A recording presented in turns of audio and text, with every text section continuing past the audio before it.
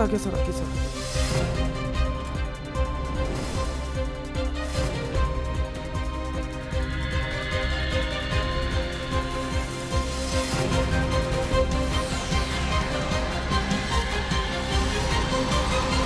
GNN news, सिर्फ खबर। पूर्व प्रधानमंत्री गुजराल का हुआ निधन। गुड़गांव के मेदांता अस्पताल में 3:30 बजे ली आखिरी सांस। नरेंद्र मोदी ने दाखिल किया पर्चा। नामांकन के पहले मोदी ने मणिनगर में दिया चुनावी भाषण।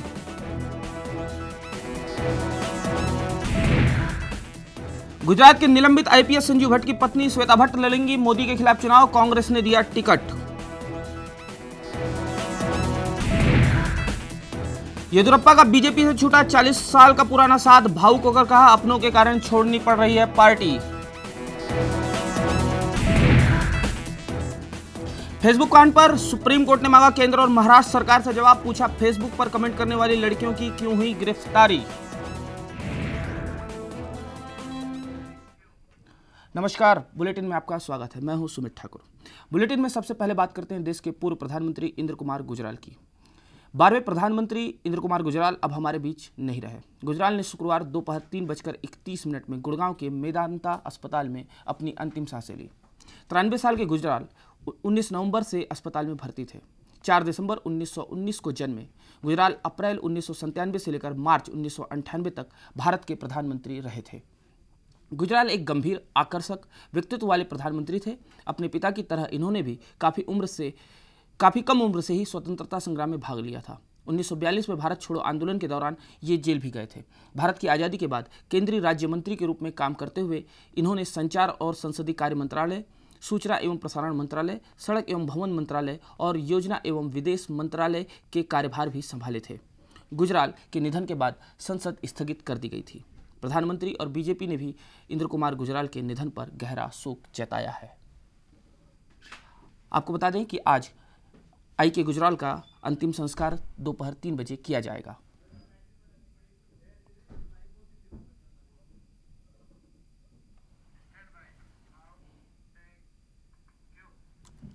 पूर्व प्रधानमंत्री इंद्र कुमार गुजराल के निधन पर क्या कहा राजनेताओं ने, आइए सुनते हैं।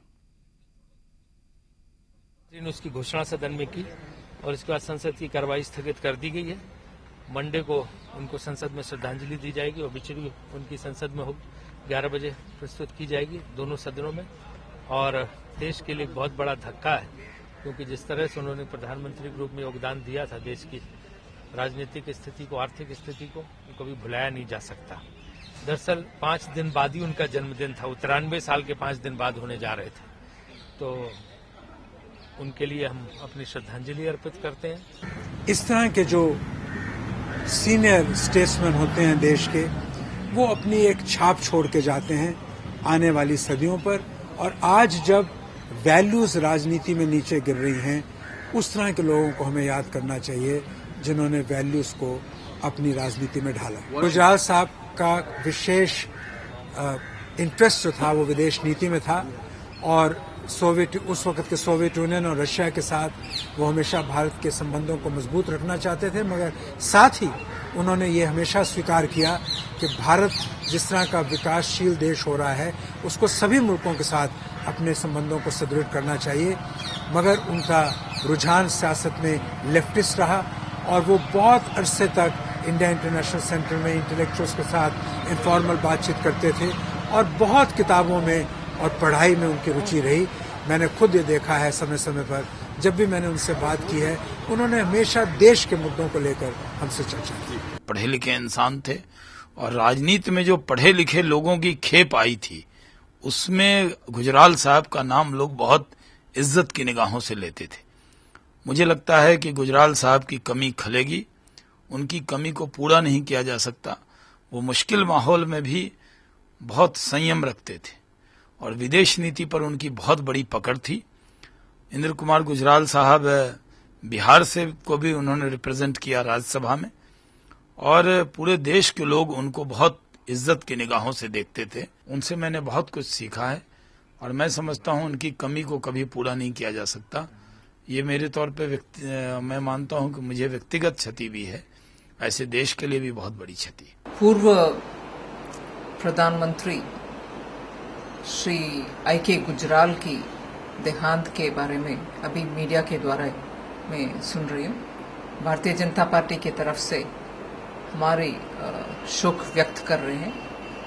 आई.के. गुजराल जी बहुत ही डिसेंट एंड एबल एडमिनिस्ट्रेटर थे और इस प्राइम मिनिस्टर बनने से पहले विदेश मंत्री और केंद्र वित्त मंत्री भी थे और उनके कार्यकाल में बहुत ही गंभीरता से सरकार को चलाने के लिए बहुत कोशिश हुई।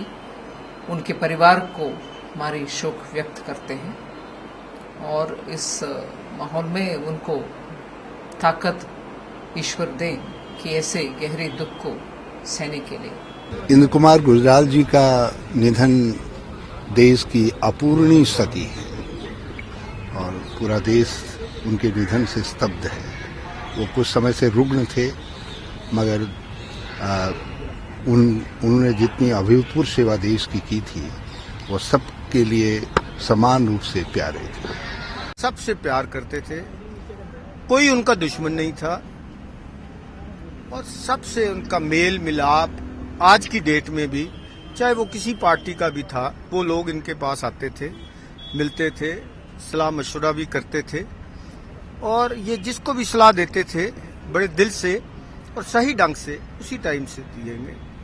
सारी जिंदगी इन्होंने बड़ी सादगी से, बड़ा सिंपल वे और हाई थिंकिंग रखी है। तो बड़ा अफसोस है, खास करके पंजाबियों को, पंजाब वालों को, सबके टेलीफोन आ रहे हैं और क्या कह सकते हैं, परमात्मा के हाथ में था। परमात्मा ने शायद ऐसे अच्छे आदमियों की आवश्यकता है उसको भी। तो आपने देखा सभी लोग अपने अपने तरीकों से श्रद्धांजलि दे रहे हैं आई.के. गुजराल को। अब बात करते हैं बीजेपी की। करीब 40 साल तक बीजेपी का साथ निभाने वाले कर्नाटक के पूर्व मुख्यमंत्री येदियुरप्पा बीजेपी से अलग हो गए हैं। बीजेपी की प्राथमिक सदस्यता से इस्तीफा देते वक्त येदियुरप्पा थोड़े भावुक जरूर हुए। अपना इस्तीफा येदियुरप्पा ने पार्टी अध्यक्ष नितिन गडकरी को भी भेज दिया है। हालांकि इस दौरान पत्रकारों से बात करते हुए येदियुरप्पा ने कहा कि बीजेपी ने उनकी पीठ में छुरा घोंपा है। आंखों में आंसुओं को रोकने की कोशिश करते हुए उन्होंने कहा कि बीजेपी ने उन्हें बहुत कुछ दिया।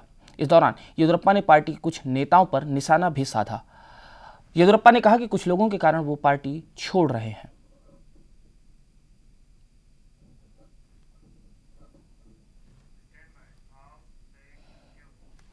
अब बात गुजरात की। गुजरात चुनाव प्रचार अपने चरम पर पहुंच रहा है। नरेंद्र मोदी ने मणिनगर विधानसभा से पर्चा दाखिल कर दिया है, लेकिन नामांकन से पहले नरेंद्र मोदी ने मणिनगर में एक आम सभा को संबोधित किया, जहां उन्होंने अपने चिरपरिचित अंदाज में कांग्रेस पर धावा बोला।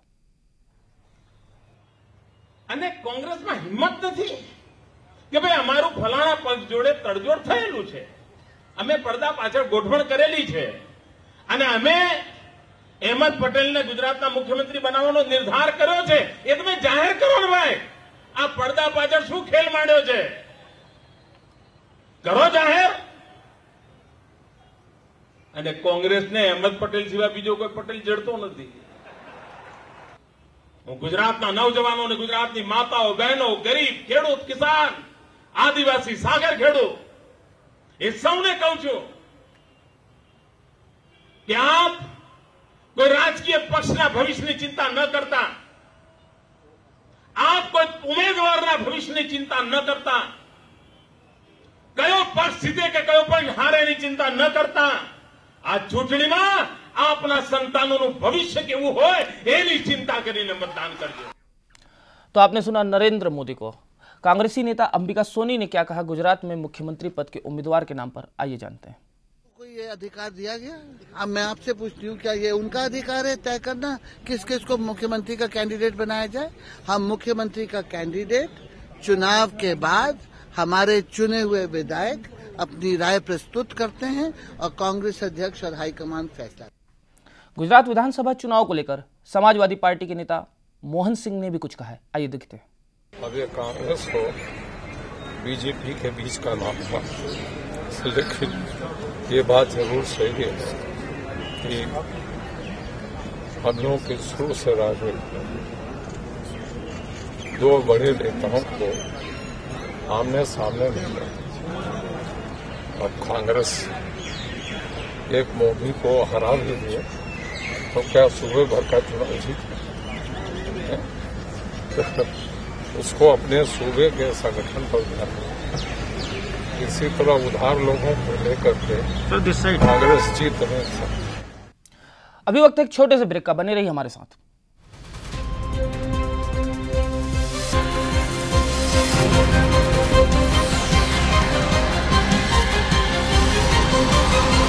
GNN न्यूज, सिर्फ खबर।